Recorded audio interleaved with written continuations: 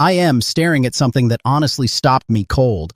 Joe Rogan, the guy who spent months platforming Trump, legitimizing him to millions of young men, is now sitting in his studio talking about how shooting someone in the face seems kinda crazy. Kinda crazy, Joe? Kinda crazy? And I am sitting here thinking, where the hell were you 6 months ago when the rest of us were screaming about exactly what was going to happen? But here's what really gets me. It is not just Rogan. It is Theo Von, it's Andrew Schulz, it is Tim Dillon, all these bro podcasters who built their brands on being edgy, on being anti-establishment, on questioning everything. Suddenly they were discovering that maybe, just maybe, sending masked agents to terrorize communities and shoot nurses in the face is actually bad. And I need to talk about this because what's happening right now reveals something deeper about how we got here and where we're heading. Let me be clear up front. This is my analysis. I could be wrong about some of this. But I've spent the last few days reading through thousands of comments, watching these podcast clips, and I am convinced we re-witnessing something significant. Whether it is genuine awakening or strategic repositioning, I'm not entirely sure. But the pattern is undeniable. So let ES start with Joe Rogan because he is the most influential and, frankly, I think the most responsible for normalizing Trump to a whole generation of young men who might have otherwise sat out the election. Here's Rogan this past week talking about the Epstein files with his guest. And listen to how casual this conversation is about the systematic cover-up of child abuse. They literally joking about it. One of them makes a reference to an Onion article about the CIA using a black highlighter. They laughing. And I am thinking, you know what is not funny? The fact that your guy, the guy you endorsed, the guy you gave 3 hours of your platform to right before the election is actively covering up evidence about child trafficking. That's not funny, Joe. That is not a bit. That S not edgy commentary, that S complicity. And then Rogan says something that really reveals the game here. He suggests that all this ICE violence, all this chaos in the streets is deliberately designed to drown out the Epstein file story. And you know what? I think he's absolutely right about that. I believe Trump is using ICE as a distraction machine, creating so much violence and chaos that we can focus on his crimes. But Joe, you helped make this possible. You gave this man credibility with millions of people who trusted you. Now let us talk about Andrew Schulz, because his awakening is almost hilarious in how late it is. Schulz is sitting there with his co-host talking about how IC agents are covering their faces with balaclavas, how insane it is that they re-operating without name badges. And I am listening to this thinking, Andrew, where exactly did you think this was heading? You were supposed to be the Don to tread on me crowd. You were supposed to be skeptical of government overreach. And you couldn't see this coming, but here's what Schulz says that actually matters. He points out that in New York, people wouldn't tolerate this, that New Yorkers would fight back against masked federal agents dragging people out of cars. And I think he is right about that too. There's a geographic divide in how Americans are experiencing this authoritarianism. If you are in a blue city, you are watching in horror. If you are in a red state, you might still be cheering, but that S changing, and we need to understand why. Then we have Theo Von, who I actually think deserves slightly more credit than the others. Theo had Bernie Sanders on his podcast this past week, and just sit with that for a moment. A podcaster who was definitely MAGA adjacent, who was part of that whole brosphere that helped elect Trump, gave Bernie Sanders a platform to explain exactly what is happening. And not only that, Theo actually listened. He engaged. He said out loud that Trump has authoritarian energy. Authoritarian energy, Theo. You were almost there, buddy. He is not giving off authoritarian energy. He is an authoritarian, period. But I'll take it, because here is what Bernie did on that podcast that I think is genuinely important. He explained calmly and clearly what we are actually witnessing. Listen to how Bernie describes what ICE has become. Bernie calls it a domestic military operation. He says it is about intimidation. He connects the IC raids to the lawsuits against media, to the threats against Venezuela, to the entire apparatus of authoritarian control. And you can hear in Theo's voice that something is clicking. He is making the connection between what he is seeing visually, these masked agents terrorizing communities, and what it actually means.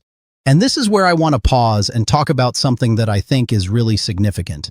Bernie mentions how cell phones have revolutionized politics, how everyone having a camera means we see everything now. We see the violence, we see the cruelty, we see the 5-year-old being ripped away from their parents, we see the nurse being shot 3 times in the face in her own car, and we can unsee it. The visual effect, as Theo calls it, is breaking through the propaganda, and I think this is why these podcasters are starting to shift.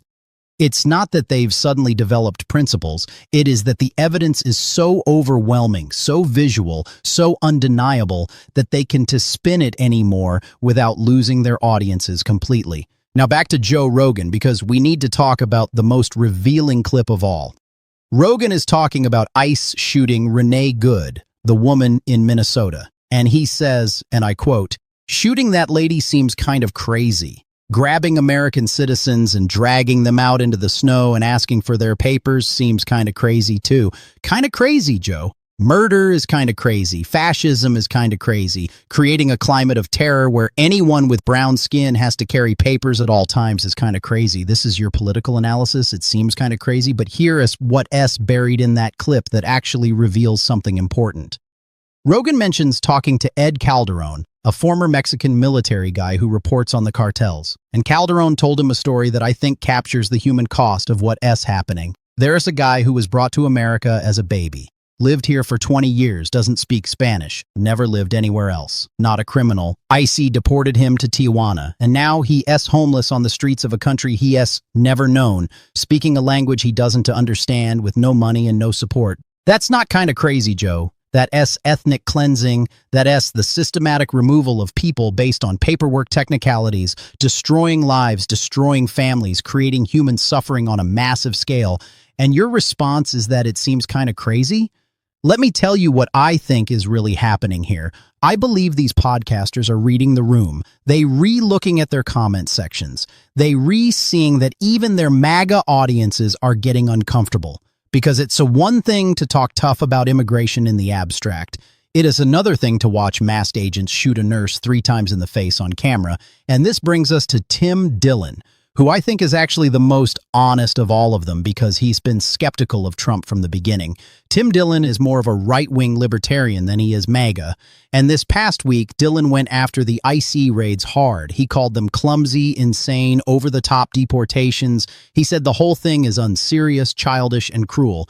But here's the line from Dillon that I think cuts deepest. He says that MAGA has evolved into performative cruelty, that they've duped their hardcore followers so much that the only thing left is cruelty for cruelty's sake. And I think he's absolutely right about that. When you watch ICE agents making TikToks set to the Sabrina Carpenter song about deportations, that not law enforcement, that sadism is entertainment, Dillon also went after Bari Weiss and CBS for their capitulation to Trump. He said Weiss is running CBS News into the ground at a pace that even surprises him. It's like a 1990s slapstick comedy how badly she is failing. And again, I think he is right. We re-watching the systematic capture of American media institutions in real time, and some of these podcasters are finally noticing.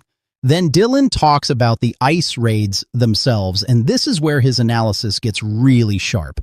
He points out that these 19-year-old college students are being deported to Honduras, countries they have never known, where they have lived their whole lives in America. He talks about grandmothers being handcuffed and zip-tied and thrown into cars by masked psychopaths.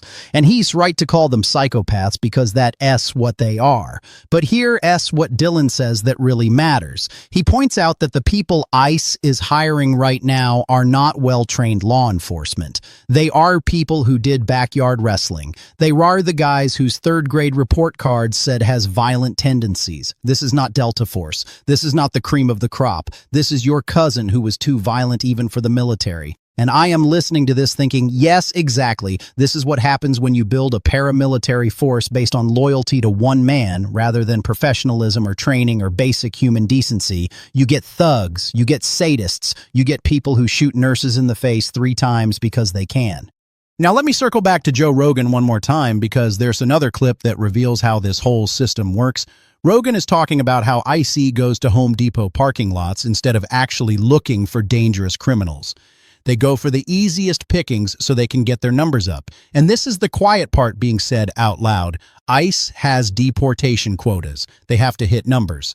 So instead of doing the hard work of actually finding cartel members or genuine threats, they just grab day laborers standing in parking lots. They grab college students. They grab nurses. They grab anyone they can to make their numbers look good. That S not law enforcement. That S a quota system that incentivizes maximum cruelty. And then Rogan tells the story Ed Calderon told him about the guy who was deported to Tijuana even though he doesn't speak Spanish, even though he's never lived anywhere but America, even though he's not a criminal. And Rogan seems genuinely disturbed by this. He should be. We all should be. This is the destruction of human lives for political theater. Finally, let us talk about Tim Dillon on the shooting of Renee Good, because this is where even the right-wing podcasters can spin it anymore. Dillon says flat out, I don't believe the cop was justified in shooting her 3 times in the face. And then he makes this almost absurd argument that you should never shoot someone in the face more than once, as if shooting someone once in the face would somehow be acceptable. But then Dillon says something that actually matters. He points out that the people in ICE right now are not well trained. They are not professionals. They are people with violent tendencies who were given uniforms and told they are the master race. And doesn't that sound familiar? Doesn't that sound like every authoritarian regime in history? So here's where I am landing on all of this, and I want to be really clear about what I think is happening and what I am uncertain about. I believe some of these podcasters are genuinely waking up to what they've helped create. I think the visual evidence of violence is breaking through their propaganda. I think seeing masked agents shoot nurses in the face is too much even for people who were willing to excuse a lot of other things. But I am not sure how deep this awakening goes. I am not sure if they understand their own complicity.